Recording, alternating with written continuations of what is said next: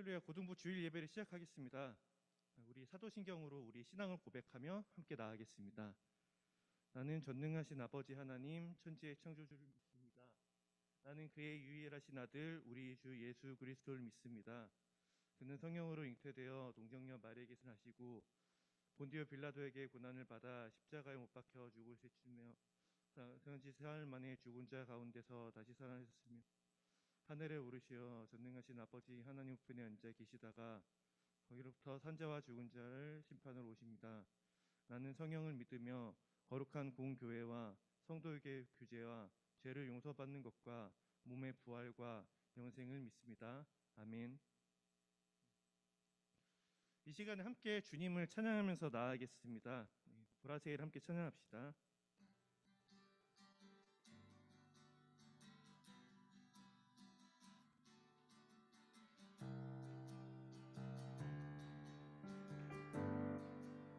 보라새를 행하시리니 이제 곧 나타내리라. 주를 위하여 지으신 백성 주의 찬송 부르게 되리. 보라새를 행하시리니 보라새를 행하시리니 이제 곧 나타내리라. 주를 위하여 지으신 백성 주의 찬송 부르게 되리. 광야의 물 솟아나리라. 광야의 물 솟아나리라. 사막의 꽃 피어나리. 이전 일들은 너희는 기억지 말며 옛적 일들을 생각지도 말라.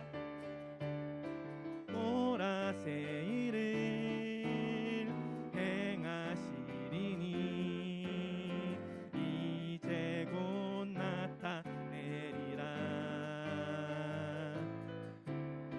주를 위하여 지으신 백성 주의 찬송 부르게 되리. 보라새를 행하시리니 보라새를 행하시리니 이제 곧 나타내리라.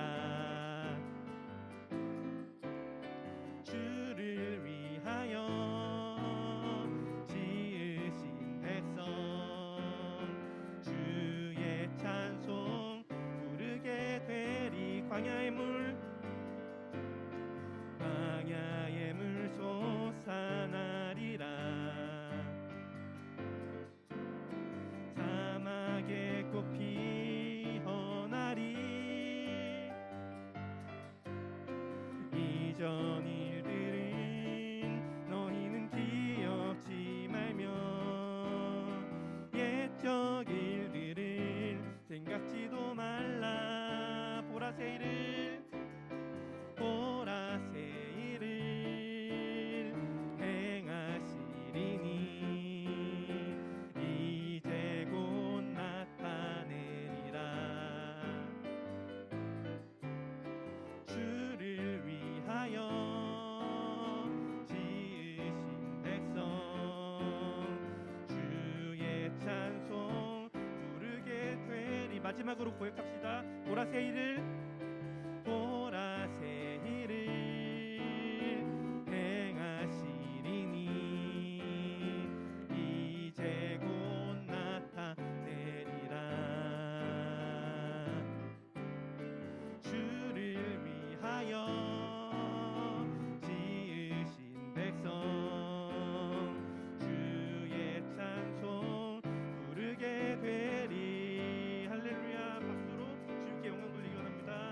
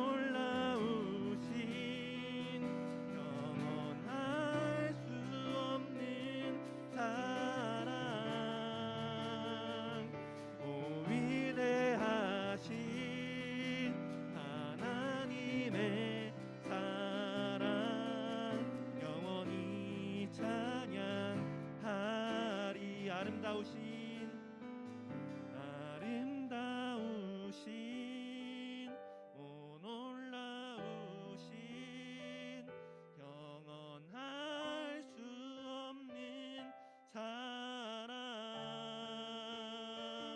오 위대하신 하나님의 사랑 영원히 찬양하리. 마지막으로 고백합시다. 아름다우신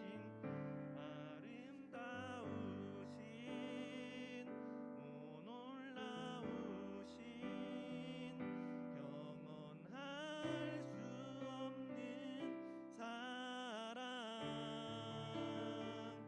오 위대하신 하나님의 사랑 영원히 찬양하리.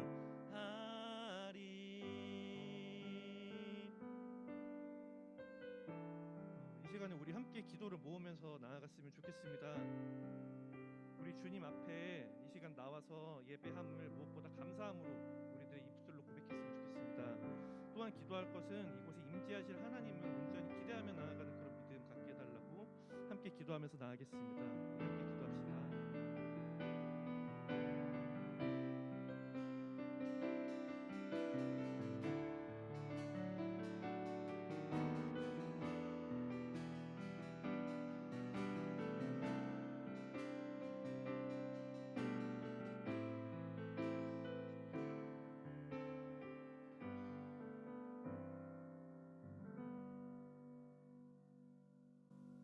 기도하겠습니다. 하나님 감사드립니다. 이렇게 추운 날씨에도 다치지 않고 건강하게 하나님께 예배드리러 나올 수 있게 해주신 은혜에 감사합니다. 무슨 일을 하든지 어디에 있든지 항상 하나님께서 우리를 지켜주시고 함께 해주심을 생각하게 하시고 함께 동행해주고 계신 하나님을 알 수 있도록 도와주세요. 사랑의 하나님, 지금 우리에게 일어나고 있는 질병, 홍수, 앞으로 많은 사건들이 하나님의 계획 안에 있음을 알게 해주시고 걱정보다는 하나님이 뜻하신 것이 무엇인지 기대하는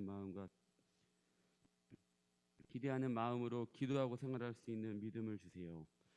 겨울설원에 준비하시는 선생님들께 힘을 주시고 지혜를 주셔서 우리 아이들의 믿음과 선생님들의 믿음이 더 커질 수 있는 계기를 만들어 주세요.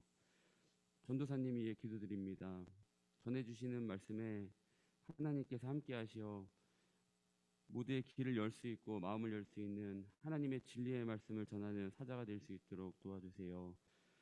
우리 아이들 새학기 시작됩니다. 하나님께서 예비해 두신 평생 의지하고 힘이 되어주는 친구를 만날 수 있도록 도와주시고 학업을 할 때도 지혜를 주시어 세상 살아가는 지혜도 함께 깨닫게 도와주세요. 또 일주일 살아가면서 하나님 기도하면서 살아갈 수 있는 우리 학생들 될 수 있도록 도와주세요. 예수님 이름으로 기도드립니다.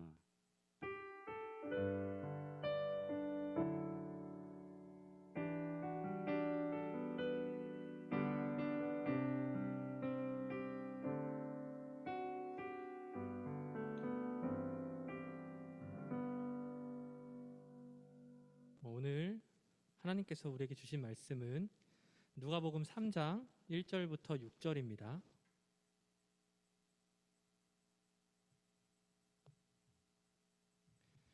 누가복음 3장 1절부터 6절입니다.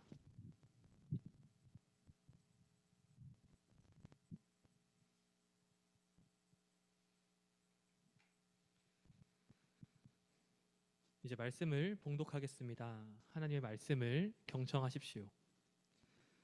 디베르 황제가 통치한 지 15해 곧 본디오 빌라도가 유대의 총독으로 헤롯이 갈릴리의 분봉왕으로 그 동생 빌립이 이두레와 드라고니 지방의 분봉왕으로 루사니아가 아빌레네의 분봉왕으로 안나스와 가야바가 대제사장으로 있을 때에 하나님의 말씀이 빈들에서 사가랴의 아들 요한에게 임한지라. 요한이 요단강 부근 근처 각처에 와서 죄사함을 받게 하는 회개의 세례를 전파하니 선지자 이사야의 책에 쓴 바 광야에서 외치는 자의 소리가 있어 이르되 너희는 주의 길을 준비하라. 그의 오실 길을 곧게 하라. 골짜기가 메워지고 모든 산과 작은 산이 낮아지고 굽은 것이 곧아지고 험한 길이 평탄하여질 것이요 모든 육체가 여호와의 구원하심을 보리라 함과 같으니라. 아멘. 할렐루야. 모두 반갑습니다. 우리 오늘은 좀 다르게 인사를 해봤으면 좋겠는데 옆에 있는 우리 친구 선생님들 한번 쓱 쳐다볼까요? 옆에 있는 이렇게 곁눈질로 같이 살고 있지만 쳐다봐도 되고 한 번쯤 쳐다봐도 좋을 것 같아요. 여기도 같이 살고 있지만 쓱 쳐다보고 그리고 이렇게 말했으면 좋겠어요. 하나님은 당신을 사랑합니다. 해볼까요? 옆에 있는 친구에게 이렇게 쓱 곁눈질로라도 보고 하나님은 당신을 사랑합니다. 여기 도안이랑 되게 잘하는데 시켜보고 싶어요. 나중에 시킬까요? 네, 나중에 시킬게요. 우리 한 번 더 우리 옆에 있는 친구를 바라보고 곁눈질로라도 좋습니다. 다른 말로 할게요. 당신은 하나님을 사랑하십니다. 사랑합니다. 시작. 당신은 하나님을 사랑합니다. 네, 우리 인사를 좀 하면서 시작했으면 좋겠습니다. 하나님은 정말로 여러분들을 사랑하십니다. 성경을 읽을 때 우리 다들 성경 한번 읽어봤잖아요, 그죠? 오늘도 읽었고 성경을 읽을 때 힘든 곳이 있어요, 그죠? 우리가 여기 정말 읽기 힘들다 하는 지점이 있는데 여러분들은 딱 떠오르는 데가 있나요? 힘들다. 보통은 은혜가 되었던 구절들을 많이들 나누곤 하는데 내가 읽다가 이 구절은 정말 힘들었어 하는 구절들 마음에 혹시 떠오르십니까? 잘 안 떠오른다면 여러분들에게 은혜가 되시는 하나님의 말씀만 여러분들이 마음의 은혜로 품고 나아가는 것 같아요. 제가 조금 더 대표적으로 뽑아보자면 족보가 읽을 때 제일 힘들더라고요. 족보. 누가 누구를 낳고 몇 세를 살았다. 누구는 누구를 낳고 몇 살까지 살았다. 이런 말이 쉬지 않고 막 한 장에 걸쳐서 다 나올 때가 있죠. 심지어는 역대기에는 역대상 1장부터 10장까지 다 족보입니다. 1장부터 10장까지. 거기 보면은 누구의 자손은 누구고 누구를 낳았고 이런 말이 10장 동안 계속 나와요. 제가 예전에 제가 청년부 시절에 교회에서 필사 성경을 만드는 활동을 했었는데 전 교인이 나눠서 조금씩 성경을 쓰는 거였어요. 그래서 저도 지금의 제 아내와 우리도 조금 해보자 이렇게 했었습니다. 그래서 신청을 했는데 제가 걸린 부분이 족보였던 거예요. 창세기 5장인가 그랬던 것 같아요. 족보였어요. 그래서 이거 족보네 하고 좀 아쉬워했는데 저희 부부 말고도 다른 신청했던 청년들도 대부분 다 족보를 써야 되는 거예요. 다 배정된 게 다 족보였어요. 그래서 느꼈죠. 청년들한테 족보를 몰아서 줬구나. 족보를 쓰는 게 힘드니까 청년들한테 몰아줬구나. 이런 생각이 들더라고요. 사실 이런 족보라는 게 기능이 있어요. 족보가 주는 성경에서 하는 역할이 있는데 창세기에서는 이 족보가 나오면 화면이 전환되는 느낌을 주는 역할을 하기도 해요. 그래서 노아의 이야기 직전에도 족보가 나오고 아브라함 이야기 직전에도 족보가 나오는 이런 기능적인 역할도 있습니다. 근데 제가 성경 공부를 그래서 시킬 때는 때로 이런 적이 있어요. 족보가 나오면 쉬어가는 구간이다 하고 가볍게 읽어도 된다라고 얘기를 했던 때가 있어요. 근데 이런 성경의 배경이 나올 때가 있는데 이런 배경 설명이 때로는 우리가 족보처럼 읽고 넘어가기가 조금 부담스러울 때가 있어요. 오늘 말씀도 그런 배경 말씀인데요. 자, 오늘 우리가 이 배경을 알아봄을 통해서 하나님의 은혜를 누리길 원합니다. 우리가 지난주에 한 인물의 탄생 이야기를 만났었죠. 누구였죠? 세례 요한이었습니다. 세례 요한의 역할은 엘리야 주의 길을 예비하는 자라고 했었죠. 세례 요한은 제사장 집안에서 낳은 그런 특권층이었어요. 그리고 늦둥이였습니다. 그래서 낳은 아들이 엘리야의 역할을 할 것이다 라고 들었을 때 주의 길을 예비할 자다 라고 지명받았을 때 그의 아버지 사가랴는 두려웠던 것 같습니다. 그래서 의심했죠. 네.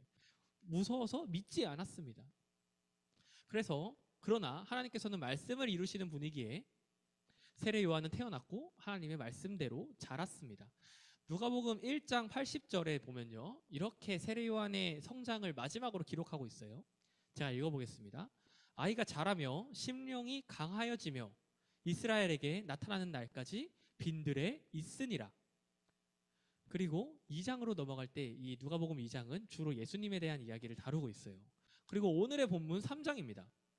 자, 오늘의 본문 어떻게 시작하고 있는지 제가 읽었지만 우리 한 번 더 함께 읽어봤으면 좋겠어요. 3장 1절부터 3절까지 함께 읽어볼게요. 3장 1절부터 3절까지입니다. 혹시 PPT 되나요?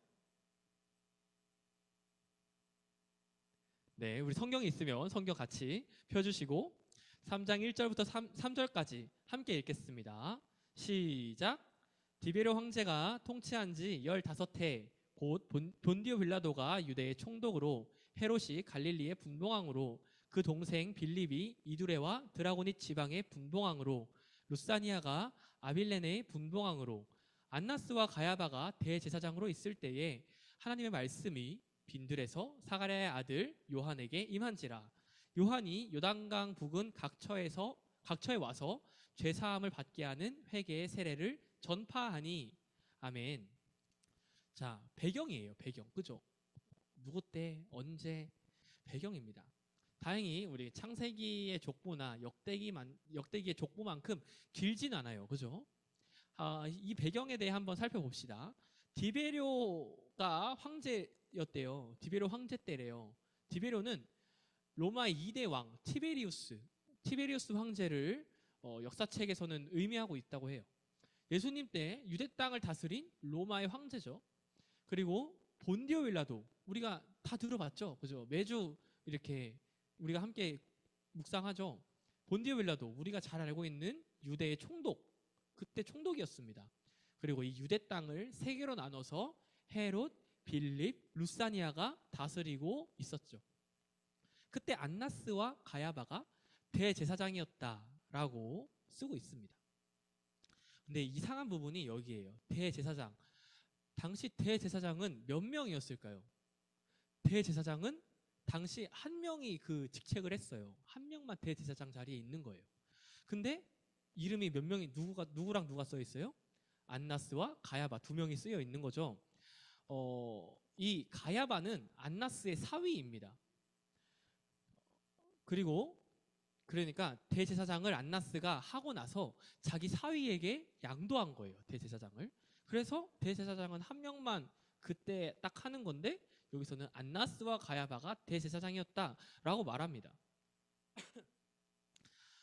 자, 이렇게 누가는 배경을 황제부터 총독, 분봉왕, 대제사장까지 기록하고 있습니다.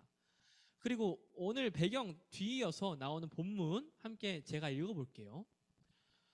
하나님의 말씀이 빈들에서 사가랴의 아들 요한에게 임한지라.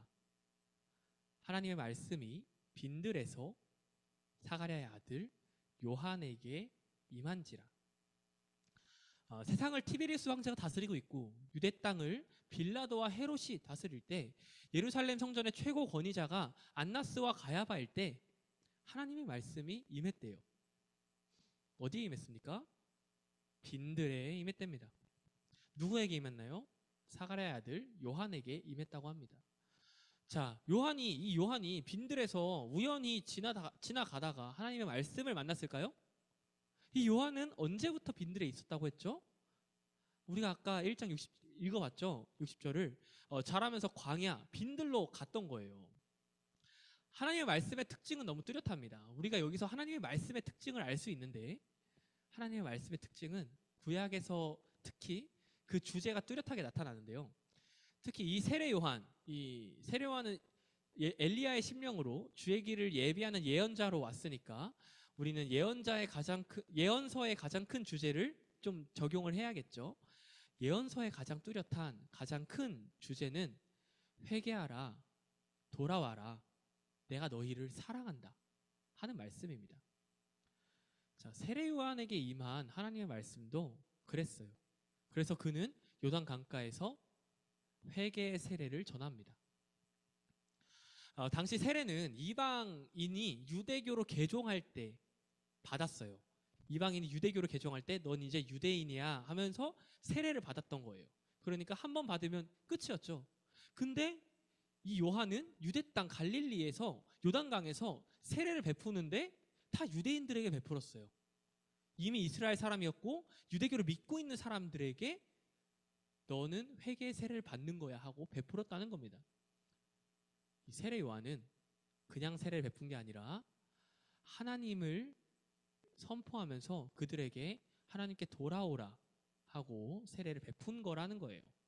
이건 당시 굉장히 충격적인 행보였죠. 하나님의 성전이 버젓이 있고 예루살렘에 버젓이 있는데 대제사장들도 있는데 아무것도 없는 광야에서 빈들에서 하나님의 말씀이 임해서 다들 회개시킨다. 웬걸 이상한 누더기 같은 옷 입고 있는 사람이 세례를 하는데 회개의 세례를 한다. 여기에 우리에게 이 말씀이 말하고자 하는 바가 있는 겁니다. 하나님의 말씀이 선포되는 곳은 성전이 아닐 수 있는 거예요. 하나님의 말씀이 선포될 만한 곳은 성전이어야 한다는 게 아닙니다. 로마 제국이 세계를 다스리고 그들은 유대인들의 습성을 이용해서 대제사장들을 임명했어요. 로마에서. 그래서 그 종교적 병폐가 심해져서 장인어른이 대제사장을 한 다음에 사위에게 대제사장을 물려주고 이런 병폐가 심해졌죠. 그렇게 당시의 예루살렘 하나님의 성전은 그렇게 존재했습니다. 그런 곳에 하나님의 말씀이 임한다면 어땠겠습니까? 하나님의 말씀이 그 당시 예루살렘의 성전에 임할 수 있었을까요? 물론 임할 수 있었겠죠. 그곳에 임하실 수 있었지만 임하시지 않으셨습니다. 그리고 광야로 가셨습니다. 여러분, 성전이라고 하나님의 말씀이 반드시 있겠습니까? 아니에요. 대제사장이라고 그가 전하는 모든 말이 하나님의 말씀일까요? 아닙니다. 유대인이라고 그가 하나님 앞에 더 이상 회개할 필요가 없을까요? 아닙니다. 하나님께서 예레미야서에 하나님의 말씀이 하나 등장하는데요. 예레미야 7장 4절 제가 읽어보겠습니다. 너희는 이것을 여호와의 성전이라 여호와의 성전이라 여호와의 성전이라 하는 거짓말을 믿지 말라. 아멘. 자, 제가 방금 한 말을 요즘 말로 바꿔볼까요? 교회라고 하나님의 말씀이 반드시 있지 않습니다. 목사라고 전도사라고 장로라고 집사라고 그가 사는 모든 삶이 하나님의 말씀이 아닙니다. 여러분, 성도라고 나 하나님 믿어 라고 고백한다고 더 이상 하나님 앞에 예배가 필요하지 않는 거 아닙니다. 오늘의 배경은 하나님의 말씀이 빈들에서 선포된 그 이유를 말하고 있습니다. 어떻게 해요? 교회는 건물이 아니라 하나님의 말씀이 있는 곳이다. 성직자는 직업이 아니라 하나님의 말씀을 전하는 사람이다. 성도는 종교를 고른 게 아니라 하나님의 말씀으로 살고자 하는 사람이다. 우리가 그렇게 하나님을 믿기 원합니다. 여러분, 하나님의 말씀에 민감하게 반응하십시오. 그럴 때 하나님의 말씀이 여러분들에게 허락될 것입니다. 자, 오늘 말씀 4절에서 6절 읽어볼게요. 선지자 이사야의 책에 쓴 바 광야에서 외치는 자의 소리가 있어 이르되 너희는 주의 길을 준비하라. 그의 오실 길을 곧게 하라. 모든 골짜기가 메워지고 모든 산과 작은 산이 낮아지고 굽은 것이 곧아지고 험한 길이 평탄하여질 것이요 모든 육체가 하나님의 구원하심을 보리라 함과 같으니라. 광야에서 빈들에서 회개의 세례를 전파한 세례 요한을 두고 누가복음은 이렇게 평가했습니다.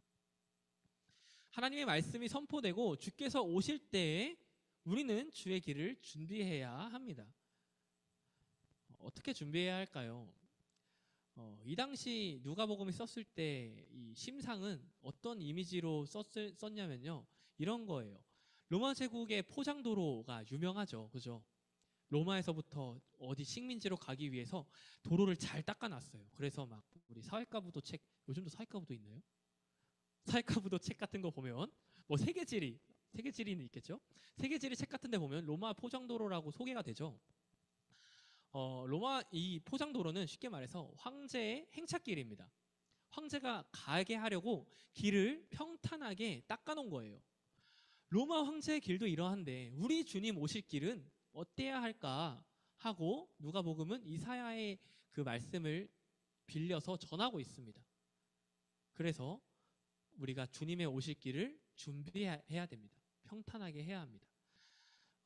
그런데 이 동시에 그래서 이 골짜기가 메워지고 높은 산이 낮아진다 하는 말을 하는 건 알겠는데 동시에 이 평탄해지는 이 세상은요 우리 주님 오실 때 그 세상을 보여줍니다. 하나님의 구원하심을 하나님의 임재를 모든 육체가 보려고 할 때 높은 산에 있는 사람이 더 잘 보일 수 있겠죠. 골짜기에 있는 사람이 그늘에 가려져서 안 보일 수도 있습니다. 자갈밭에 서 있는 사람은 발이 아플 수도 있어요. 하나님의 구원을 보려는데 발이 아플 수가 있는 거예요. 땅이 평탄하지 않고 이렇게 차이가 있다면 우리가 하나님의 구원을 바라보는데 제한이 생깁니다. 그래서 하나님께서는 평탄하게 하라. 내가 갈 때 평탄하게 될 것이다를 말씀하고 계십니다. 우리가 사는 세상이 그렇죠. 어떤 사람은 나보다 높이 있는 것 같아요. 또 어떤 사람은 골짜기 같은 음침한 골짜기 같은 곳에 있는 것 같아요. 그래서 햇빛도 들지 않는 것 같아요. 그리고 또 어떤 사람은 서 있기도 괴로운 그런 상황에 있을 수 있습니다. 그런데 그러한 세상에서 우리 주님께서 오실 때 모든 것을 평탄하게 하실 것입니다. 우리 주님 오시려 하실 때 우리는 모든 시선을 주님을 향해 평탄한 그 땅 위에서 주님을 향해 드릴 것입니다. 그래야 모든 육체가 하나님의 구원하심을 보니까요. 그 말씀, 모든 것을 평탄하게 하시는 모든 육체에게 임하는 하나님의 구원의 말씀이 오늘 말씀에서 지금 빈들의 광야에서 준비되고 있습니다. 자, 오늘 말씀에 그 이사야의 말에 따라서 세례 요한의 말을 두고 뭐가 있다고 했죠? 광야에서 외치는 자가 있다고 했나요? 광야에서 외치는 자의 소리가 있다고 했습니다. 자, 지금 오늘 본문에 빈들 이 광야에는 누가 있습니까? 세례 요한이 있죠. 그를 두고 구약은 예언하기를 뭐라고 했습니까? 광야에 외치는 자의 소리라고 예언했어요. 광야에 외치는 자가 아니라 광야에 외치는 자의 소리라고요. 여러분, 하나님의 소리가 되십시오. 교회에서 말하는 누군가가 되지 마시고 광야에서 하나님의 소리가 되십시오. 교회에서 내 말을 하고자 내 말 들어봐, 내 말이 맞아 하지 마시고 광야에서 아무도 없는 그곳에서 하나님의 소리가 되십시오. 세상 가운데 하나님이 없는 것 같아 보이는 그곳에서 세례 요한이 빈들에서 하나님의 소리가 됐던 것처럼 하나님이 없어 보이는 것 같아 보이는 그곳에서 여러분들 하나님의 도구가 되십시오. 세상에 주의 길을 예비하는 하나님의 소리가 되십시오. 하나님은 지금도 여러분들을 통해 하실 놀라운 일들을 계획하고 계십니다. 그런데요, 그건요, 오늘 성전과 광야가 대비되는 것처럼 하나님께 우리를 맡기느냐, 맡기지 않느냐에 달려 있어요. 성전에서 제국의 통치를 변호하는 그런 소리가 아니라 광야에서 하나님만 의지하는 하나님의 말씀에 귀 기울이는 귀가 되십시오. 예배자이신 여러분, 여러분들은 예루살렘입니다. 예루살렘이란 뜻이 살렘, 우리가 샬롬 할 때 샬롬도 살렘에서 온 거거든요. 그래서 예루는 기초란 뜻이고 살렘은 평화란 뜻이에요. 그래서 평화의 기초란 뜻이죠. 여러분들, 예루살렘이 지금은 지명이지만 예루살렘을 하나님께서는 우리를 부르실 때도 사용하십니다. 예루살렘의 딸들아, 시온의 아들들아, 이렇게요. 예배자이신 여러분, 예루살렘이신 여러분, 평강의 기초이신 여러분, 하나님의 자녀된 여러분, 세상의 가치가 아니라 하나님의 소리에 귀 기울이십시오. 하나님께서 세상 가운데에서 여러분들을 세우시고 선택하셨습니다.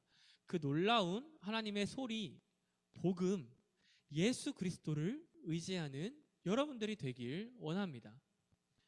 그 안에서 성령님의 능력으로 세상에서 쓰임받는 하나님의 도구가 되는 여러분들이 되길 축복합니다.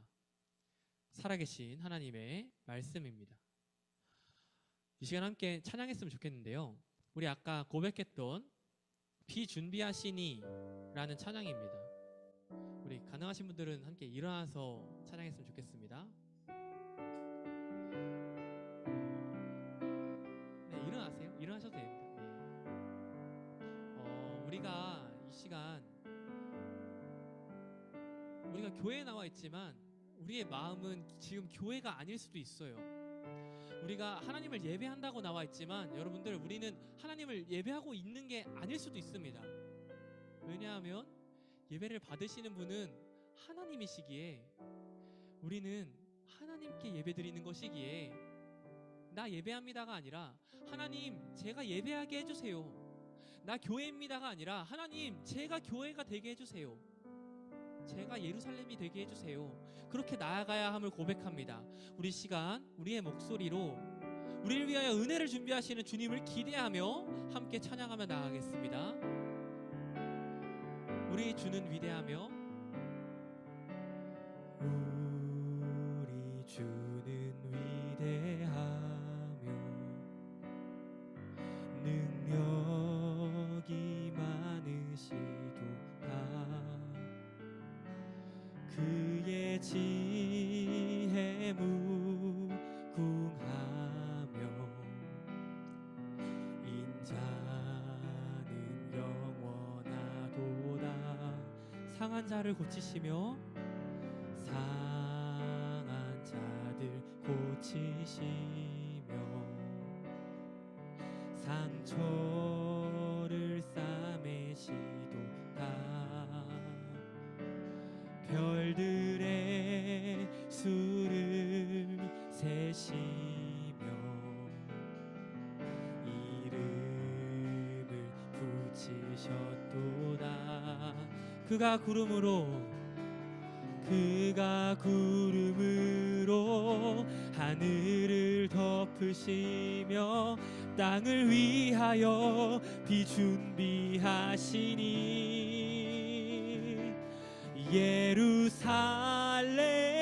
예루살렘아 여호와를 찬송할지어다. 내 하나님을 감사함으로 그 앞에 나가며 주 임재 앞에 경배해. 우리가 주님만 찬양하며 나아가기 원합니다. 우리 주는 위대하며 우리 주는 위대하며 능력이 많으시도다. 능력이 많으시도다. 그의 지혜 무궁하며 지혜 무궁하며 인자는 영원하도다. 인자는 영원하도다. 상한 자들 고치시며 상한 자들 고치시 상처를 싸매시도다.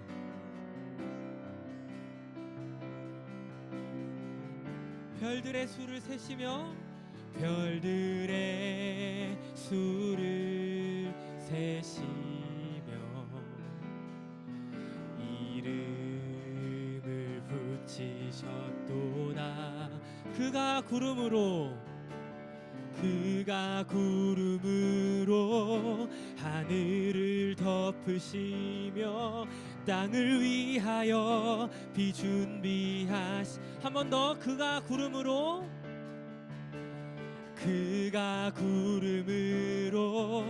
하늘을 덮으시며 땅을 위하여 한 번 더 그가 구름으로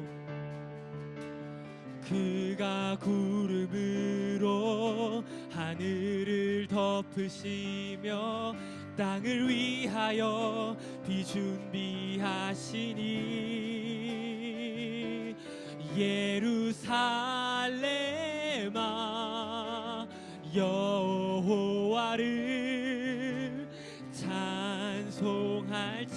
할지어다. 내 하나님을 감사함으로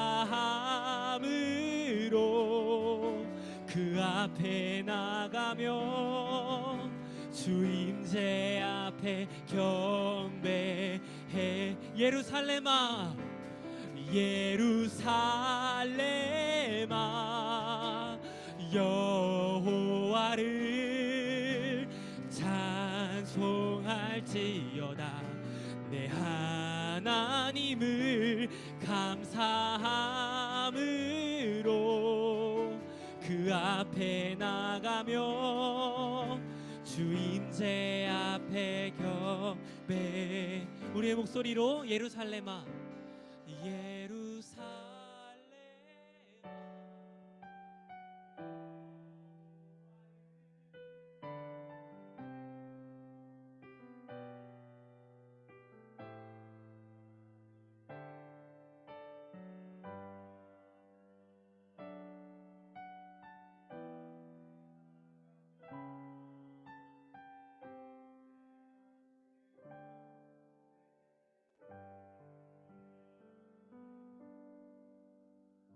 하나님의 자녀이신 여러분,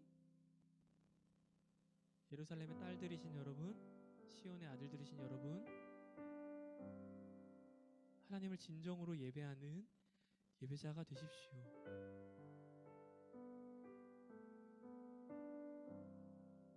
하나님을 진정으로 예배하는 예배자가 되기를 원합니다.